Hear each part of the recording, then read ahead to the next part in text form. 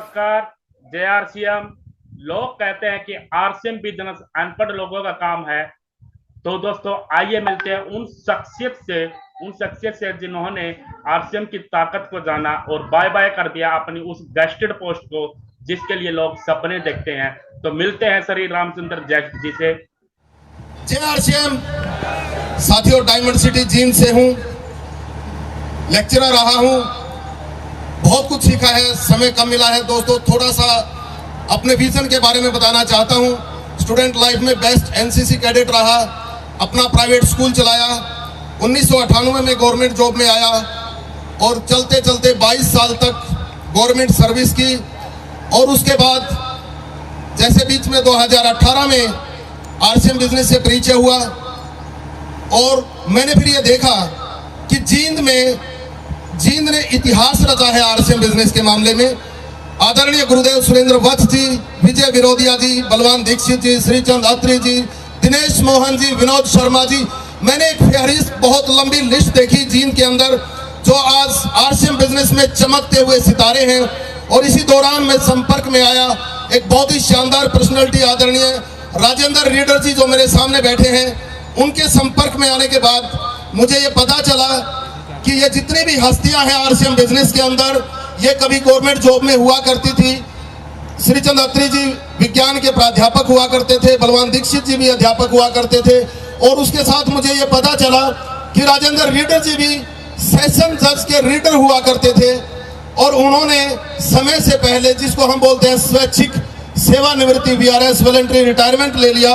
दोस्तों मैं बहुत हैरान हुआ इस बात को लेके कि आज के दौर में जब लोग सरकारी नौकरी के लिए भटकते फिरते हैं, लंबी लंबी लाइनें हैं। और रीडर साहब ने मुझे एक और बात बताई कि अगर हम आरसीएम बिजनेस की सफलता का औसत देखें तो 5 से लेके 10% के बीच में माना जाता है कि 10% लोग लॉ ऑफ एवरेज होती है। उन्होंने मुझे एक आंकड़ा बताया कि सरकारी नौकरी के मामले में आज तक कभी 1% भी आंकड़ा नहीं पहुंचा है। यानी कि जितनी पोस्ट निकलती हैं उनके ऊपर जितने फॉर्म्स आते हैं उनमें से जिनका सिलेक्शन होता है, आज तक कभी 1% लोगों का जो है सिलेक्शन नहीं हुआ।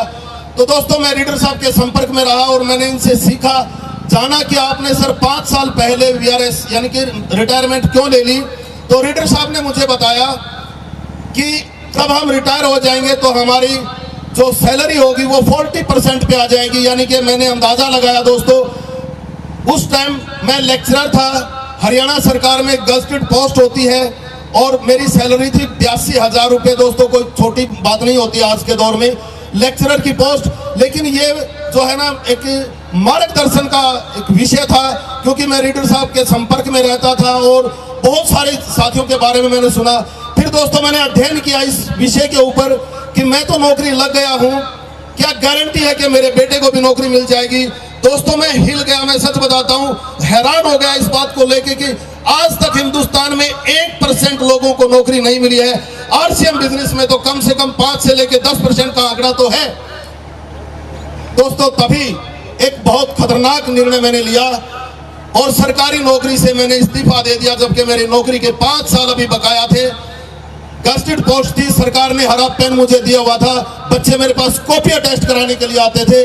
दोस्तों ये निर्णय मैंने ऐसे ही नहीं लिया, बहुत सोच समझ के मेरे दोस्तों से, मेरे सीनियर से, मैंने मेरे आदरणीय गुरुजी सुनील काकसर जी से इस विषय में बात की, विजय विरोधिया जी से जो हमारे जींद से मेरे बहुत अच्छे दोस्त हैं, इन सभी से विचार विमर्श करके ही मैंने इतना बड़ा निर्णय लिया। और दोस्तों 1 साल हुआ है, मैं बिल्कुल दिल से सच बताता हूं, जितनी मेरी गवर्नमेंट की सैलरी हुआ करती थी, आज मैंने अपनी उस इनकम को उस लेवल पे 1 साल के अंदर लाके खड़ा कर दिया है। जो मेरी रिटायरमेंट 31 जनवरी 2026 को होनी थी, मेरी रियल रिटायरमेंट।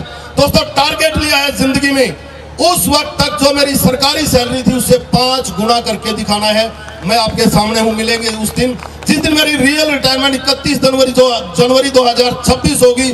उस दिन मेरी गवर्नमेंट सर्विस की जो तनख्वाह होगी उस टाइम पे, उससे 5 गुना का मैं आपसे वादा करता हूं। दोस्तों आपका आशीर्वाद और आपका मार्गदर्शन चाहिए। जय आरसीएम, जय हिंद।